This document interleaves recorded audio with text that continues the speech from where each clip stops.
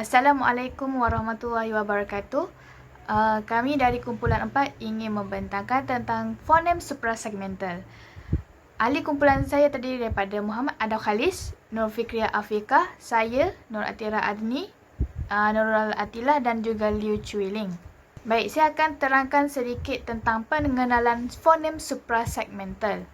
Fonem suprasegmental ialah ciri-ciri prosidi yang terdapat dalam setiap pertuturan manusia. Baik, ciri-ciri prosidi ini terbahagi kepada 3, iaitu tekanan, nada dan juga kepanjangan suara.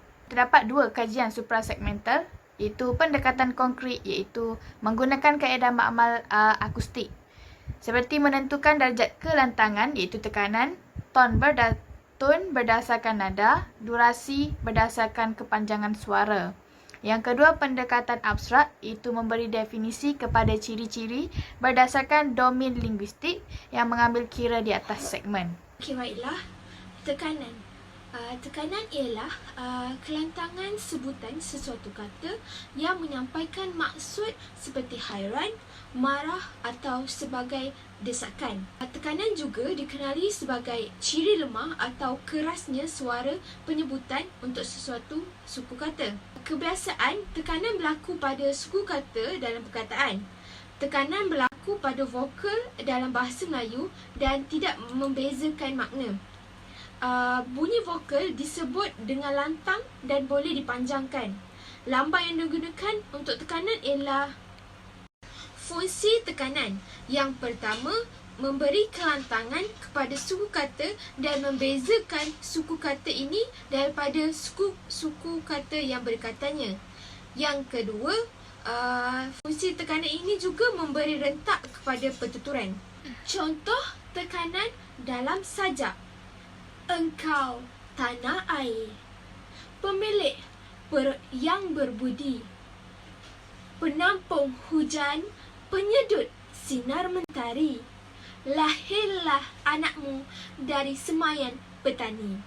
Baiklah, seterusnya saya akan teruskan lagi dengan nada dan ton. Menurut Kingdon 1958, nada ataupun dalam bahasa Inggerisnya pitch dimaksudkan dengan tahap ketajaman atau graviti nada yang dihasilkan oleh ketegangan dan kadar getaran pita suara.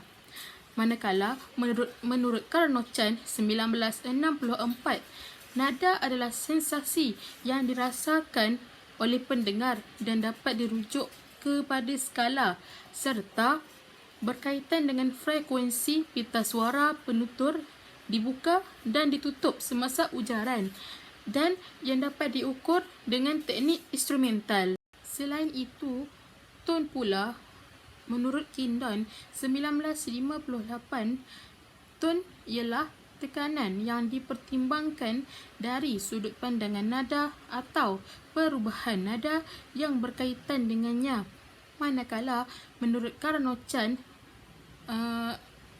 ton sebaliknya dianggap di sini sebagai unsur prosodik dalam struktur fonologi suku kata. Jadi, definisi keseluruhan bagi ton dan nada ialah ton merupakan peringkat-peringkat yang terdapat dalam nada, manakala nada pula merujuk kepada konsep keseluruhan atau julat tinggi rendahnya suara yang salah satu komponennya ialah ton. Menurut Kenneth Pike 1947, terdapat 4 peringkat nada dalam bahasa Inggeris, iaitu yang pertama paling tinggi, iaitu 2 darjat di atas ketinggian suara yang lazim. Yang kedua tinggi, iaitu 1 di atas ketinggian suara yang lazim. Yang ketiga sedang, iaitu ketinggian suara yang lazim. Dan yang keempat ialah rendah, iaitu 1 darjat di bawah ketinggian suara yang lazim.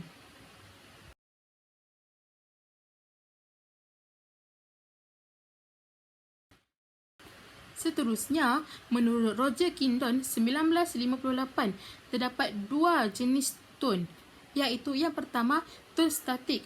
Ton statik ini merupakan suara yang kekal berada pada nada tertentu sepanjang penghasilan sesuatu ton. Ia juga bersifat mendatar dan disertai oleh tekanan.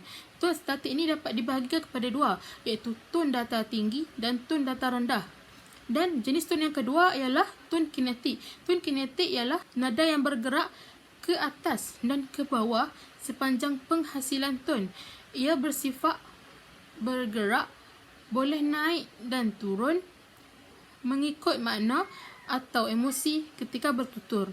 Contoh penggunaan suprasegmental nada boleh kita lihat pada pembacaan berita. Contohnya ialah Putrajaya. Kementerian Kesihatan mengesahkan seramai 14 lagi kes dikesan positif COVID-19 dan kesemua mereka dikenal pasti sebagai kontak rapat dengan kes ke-26 ketika negara kini berdepan gelombang kedua coronavirus terbabit. Berdasarkan teks berita yang telah saya bacakan sebentar tadi, kita dapat lihat nada yang digunakan turun naik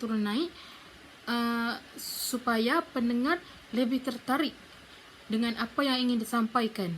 Kepanjangan bunyi ini boleh berlaku dalam dua tempat, iaitu vokal atau konsonan. Sekarang saya akan menerangkan perbezaan kepanjangan vokal dan kepanjangan konsonan. Yang pertama, dalam buku linguistik lebih banyak menyatakan kepanjangan vokal berbanding dengan vokal konsonan. Hal ini demikian kerana kepanjangan vokal bertaraf distinktif dan kepanjangan vokal berkait dengan rendah dan intonasi. Manakala kepanjangan konsonan istilahnya ialah germinasi yang bermaksud germination. Kepanjangan konsonan juga merupakan ulangan konsonan sama seperti mm, nn dan dd. Terdapat senti di antara konsonan gandaan itu. Seterusnya, germinasi banyak terdapat dalam bahasa Arab. Contohnya umi, ina. Perkataan kedua-dua terdapat ulangan konsonan yang sama, iaitu mm dan nn. Kepanjangan vokal juga terdapat 3 istilah dalam bahasa Inggeris, iaitu length, quantity, duration yang menunjukkan kepanjangan. Bloomfield mendefinisikan ciri ini sebagai duration is the relative length of the time through which the vocal organs are kept in a position. Bermaksud, durasi digolong sebagai fonem sekunder. Kepanjangan vokal juga merupakan puncak semua bahasa mempunyai durasi sebagai ciri distinktif. Dan kebanyakan bahasa Arab dan Eropah ada kedudukan distinktif. Dalam bahasa Inggeris, iaitu beat seperti bit sama dengan beat, sit sama dengan sit, sit sama dengan seat, yang menunjukkan kontraks antara I dan I. Seterusnya bahasa Arab. Bahasa Arab ini menggunakan lambang ejaan untuk durasi, iaitu alif di samping adanya lambang fathah untuk vokal pendek. Contoh pertentangan vokal pendek dan panjang seperti lala, katapa, kadapa. Seterusnya, durasi vokal ini menurut Daniel Jones menyatakan durasi sebagai ciri distinktif yang sama dengan fonem dan tonem. Beliau juga mencipta istilah baharu iaitu kronem. Ciri-ciri bunyi kronem ialah kron. Varian-varian kronem ialah allokron. Untuk bahasa tiada korem, kepanjangan vokal ada berkaitan antara ciri fonologi dengan situasi pertuturan. Baiklah, seterusnya saya akan membentangkan berkaitan fonotaktik dan suku kata.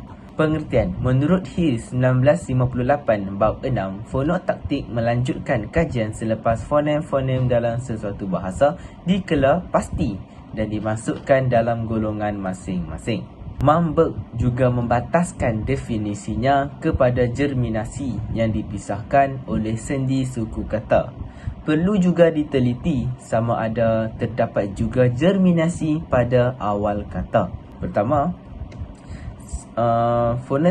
fonotaktik dan juga suku kata ini adalah yang dilihat kualiti konsonan atau vokal yang berada dalam rangkap serta fungsinya dalam suku kata atau kata.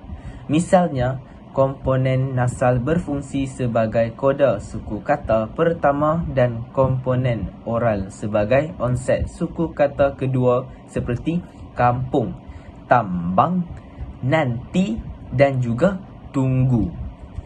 Pengaruh bahasa-bahasa Sanskrit, bahasa Arab dan juga bahasa Inggeris telah memperluaskan fonotaktik rangkap konsonan bahasa Melayu dengan adanya rangkap-rangkap seperti KS, KT, KL, KR, SL, ST dan banyak lagi.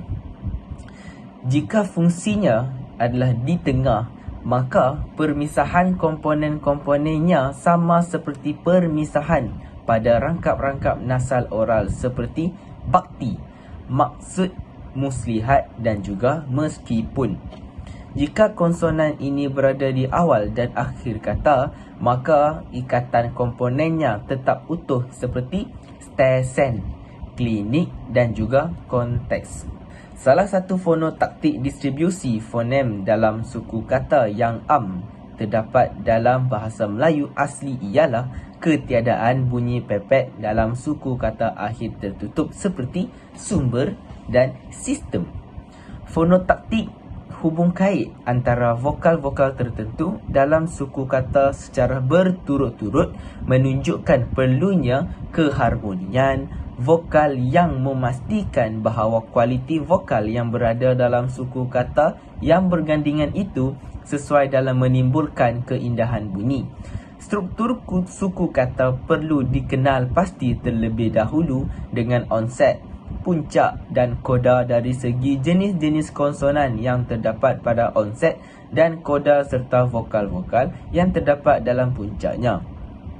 Fonotaktik kata dalam sesuatu bahasa boleh dilihat dari jumlah suku kata dan dengan itu mengenal pasti jenis mana yang memberi tipologi kepada bahasa berkenaan.